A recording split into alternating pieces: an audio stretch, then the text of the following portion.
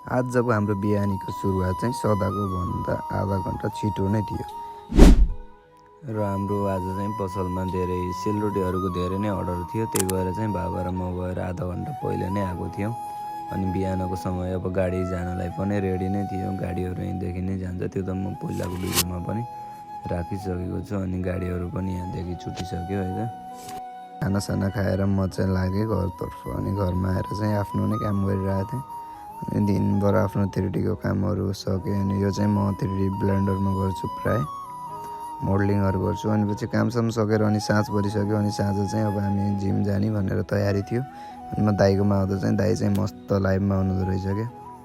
अनि 8 पनि बजिसकेको थियो। आज चाहिँ हामी अलि लेट नै जाने भनेर अनि पछि हामी चाहिँ लाग्यो जिमतर्फ। आज चाहिँ साँझको टाइममै नै हो, बाटोहरू धेरै नै जाम हुन्छ। अनि पछि हामी यतिकैमा जिममा पनि पुगिसक्यौँ है त। तो सो गाइस हामी चाहिँ फाइनली हामी जिममा आइसकेका छौँ।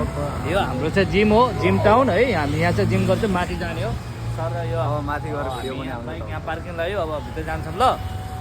भित्र गएर के भिडियो बनाउँछु भनेको त मस्तै मान्छे रहेछ। अनि मस्तै मान्छेको सामुन्ने भिडियो बनाउनु पनि अर्को लाग्छ। नबनाइकन निस्किएको म त। अनि 1-1.5 घन्टा एक्सर्साइज गरिसकेपछि हामी चाहिँ लाग्यो घर। अब चाहिँ खानासाना खाइयो होइन। अब चाहिँ गुड नाइट, बाबा।